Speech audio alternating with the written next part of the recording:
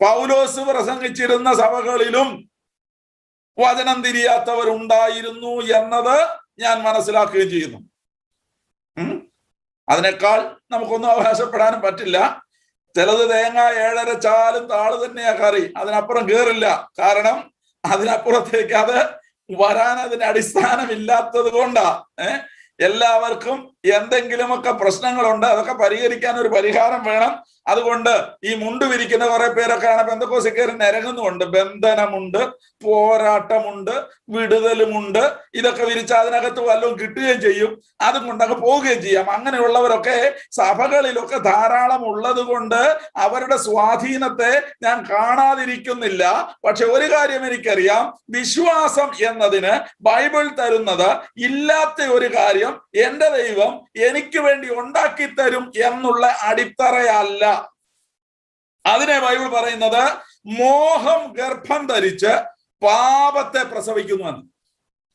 മോഹം ഗർഭം ധരിച്ചിട്ട് എന്ന് പറഞ്ഞാൽ എന്റെ താല്പര്യങ്ങൾക്കൊക്കെ എനിക്ക് എന്തിനാ ആരെ ഉപയോഗിക്കാം? എന്റെ കർത്താവിനെ ഉപയോഗിക്കാം. എനിക്ക് വണ്ടി വേണോ? കർത്താവിനെ ഉപയോഗിക്കണം.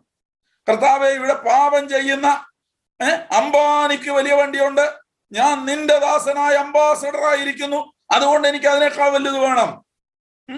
പറയാം, കുഴപ്പമൊന്നുമില്ല, പറയാൻ ടാക്സ് കൊടുക്കണ്ടല്ലോ. ഒരുപാട് കാര്യങ്ങൾ ഇങ്ങനെ നമുക്ക് നമ്മുടെ വാഞ്ചകളെ, നമ്മുടെ താല്പര്യങ്ങളെ, നമ്മുടെ മോഹങ്ങളെ സാക്ഷാത്കരിച്ച് കിട്ടാൻ ക്രിസ്തുവിനെ അവിടെ ലേബലൊട്ടിച്ച് ഉപയോഗിക്കുന്നതിനെ വിശ്വാസം എന്നല്ല പറയുക, മോഹം എന്ന പറയുക.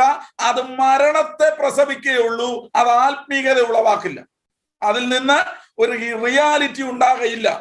ഒരിക്കൽ നിക്കോദിമോസിനെ കർത്താവ് ആയിട്ടുള്ള ഡിസ്കോഴ്സ് നമുക്ക് ആ ഭാഗം അറിയാം അല്ലെ? യോഹന്നാൻ 3.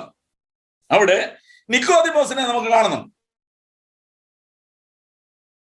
നല്ലൊരു മനുഷ്യൻ, ഈ കാലത്തിലെ പോലെ പുതിയ നിയമ പുസ്തകങ്ങളൊന്നും വായിച്ചിട്ടില്ല, കാരണം എഴുതപ്പെട്ടിട്ടില്ല. അദ്ദേഹത്തിന് ഈ ഉപദേശമോ ഈ കാലഘട്ടത്തിലെ രക്ഷയുടെ അതായത് യാഥാർത്ഥ്യമോ ഈ വിലപ്പെട്ട സത്യങ്ങളെല്ലാം ഒന്ന് മനസ്സിലാകാനുള്ള കാലഘട്ടമായിട്ടില്ല, കാരണം യേശു മരിച്ചിട്ടില്ല. പുതിയ നിയമത്തിന്റെ കാലഘട്ടത്തിൽ ജീവിച്ചിരിക്കുന്ന ഒരു പശ്ചാത്തലമല്ല ആ സമയത്തുള്ളത്. അദ്ദേഹം വന്ന് സ്വർഗരാജ്യത്തിന്റെ വിഷയമൊക്കെ യേശു ക്രിസ്തുവുമായി സംസാരിക്കുന്നു, ദൈവത്തിങ്കിൽ നിന്ന് വന്ന ഒരുവൻ എന്ന ബോധ്യത്തോടെ. അപ്പോൾ കർത്താവിനോട് ചോദിച്ചതിന്റെ മറുപടി ഇതായിരുന്നു, ആമേൻ ആമേൻ ഞാൻ നിന്നോട് പറയുന്നു, നീ പുതുതായി ജനിച്ചില്ലെങ്കിൽ സ്വർഗരാജ്യത്തിൽ കയറുകയില്ല, കാണാൻ പറ്റില്ല. ഓക്കെ, നമ്മളാണെങ്കിൽ ചോദിക്കുന്നതിനേക്കാൾ യുക്തമായ ഒരു ചോദ്യം ആ മനുഷ്യൻ ദൈവത്തോട് കർത്താവിനോട് ചോദിക്കുന്നത്. കാരണം ഇന്ന് നമുക്ക് വീണ്ടും ജന്മം അറിയാം, അനുഭവിക്കാം, ഉപദേശങ്ങളുണ്ട്, എഴുതപ്പെട്ട പുസ്തകങ്ങളുണ്ട്. എന്നാൽ പഴയ നിയമത്തിൽ വീണ്ടും ജനനത്തെ കുറിച്ച് അത്ര വ്യക്തമായ വാക്യങ്ങളൊന്നുമില്ല, വളരെ ചുരുക്കമേ ഉള്ളൂ.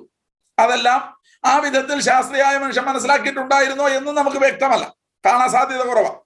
അപ്പോൾ അദ്ദേഹം കർത്താവിനോട് ചോദിച്ചു, കർത്താവേ, ജനിക്കുക എന്ന് പറഞ്ഞാൽ എനിക്ക് ആകെ അറിയാവുന്ന ഒരു കാര്യം ഇതേ ഉള്ളൂ, അമ്മയുടെ ഉദരത്തിൽ നിന്ന് പുറത്തു വരിക.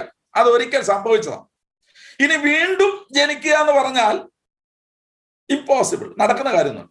കാരണം അത് ഈ വയോധികനല്ല, അതിൽ കുറഞ്ഞ ഒരുവനാണ് ഇപ്പോൾ നടക്കില്ല.